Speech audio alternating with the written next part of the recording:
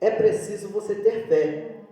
E a gente aprende com Jesus que a fé, você vai exercê-la muitas das vezes em coisas simples da sua vida. Eu mesmo já tive experiências de colocar a minha fé em prática e ver a resposta de Deus imediatamente, ver o agir de Deus.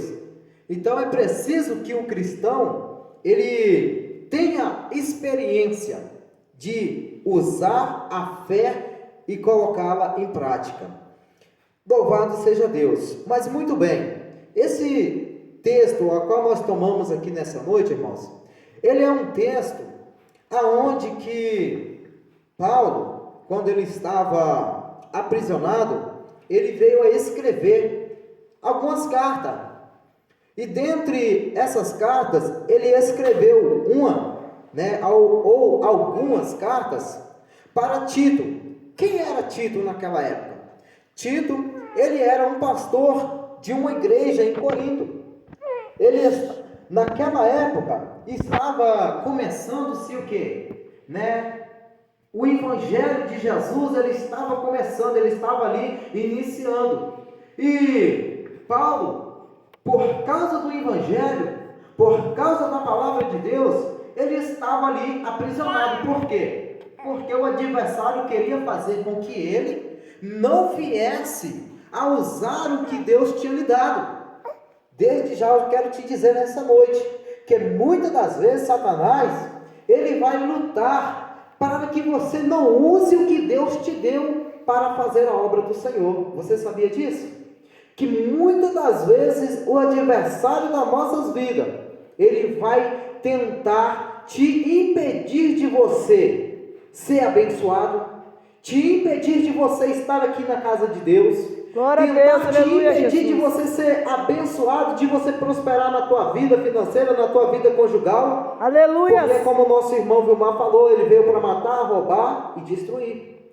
Então o adversário, achando que ia parar Paulo, arrumou um jeito de colocá-lo na prisão. Mas a palavra de Deus, mesmo na prisão, exortações para que Tito, o pastor, viesse a ensinar as ovelhas, os membros, a caminhar e saberem a forma correta de servir a Deus e saber a forma correta de também estar agradando ao Senhor com suas atitudes. Então o que acontece? A gente vai observar dentro do texto que tomamos, Paulo, ele vai fazer um resumo.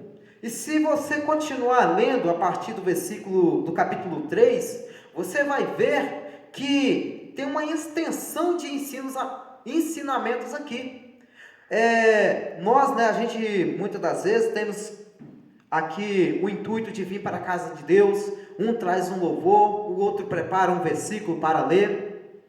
E eu estava até falando, com a minha esposa hoje, qual é o resumo da Bíblia?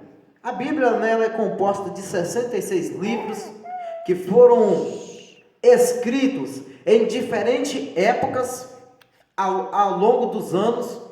E o mais importante, a Bíblia Sagrada que temos hoje, ela foi escrita por homens inspirados por Deus, instruindo o povo. Você vai ver uma imensidão de conteúdos aonde que está registrado dentro da palavra de Deus, e cada um deles com um propósito, cada um com seu propósito.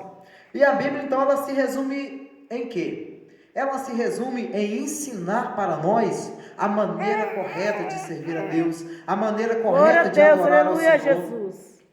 a maneira correta de fazer com que o pecador ele venha a ser liberto da vida, que está vivendo no pecado. Então é isso que a Bíblia faz.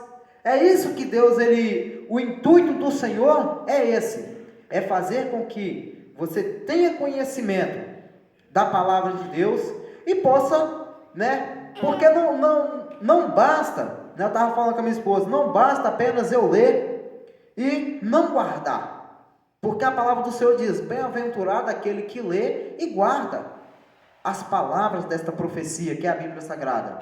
Aí, eu já fui logo lá no final. Aí eu não, né, eu falei assim, não, agora eu tenho que fazer o quê? Voltar no começo para me poder entender qual é o real propósito de Deus. Aí eu fui descobrindo que algumas coisas que eu vivia e muitas das vezes achava que estava tudo bem, que não tinha nada a ver, eu descobri dentro da palavra de Deus que Deus não se agradava, né? Coisas que às vezes para a sociedade, para o homem é normal, mas para Deus não era. Aí eu falei o quê? Eu comecei a me endireitar. É isso que Jesus ele quer, irmãos. Jesus, quando ele veio com um propósito, né? Ou seja, a humanidade estava aqui sem esperança.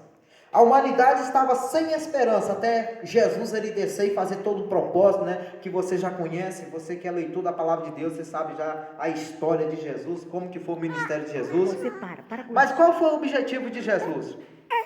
É trazer uma porta aberta de salvação, de escape, que quem passar por essa porta, né, vai receber o quê?